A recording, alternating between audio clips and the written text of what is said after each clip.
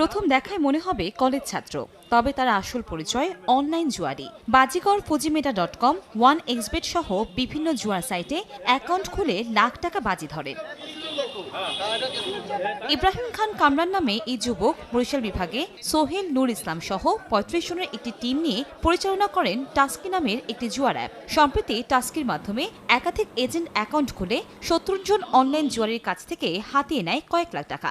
অভিযোগ পেয়ে তদন্তে নামে পুলিশের সাইবার টিম। রোববার সকালে বরিশাল নগরীর রসুলপুর এলাকায় অভিযান চালিয়ে আটক করা হয় চক্রের মূল হোতা ইব্রাহিমকে।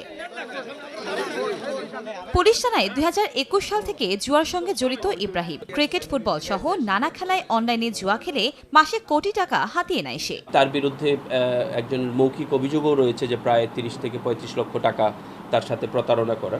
তো পুরো বিষয়টাকে আমরা এখন ভালোভাবে গভীরভাবে তদন্ত করে দেখছি এবং আমরা আমাদের আইনানুগ ব্যবস্থা খুব দ্রুত গ্রহণ করব।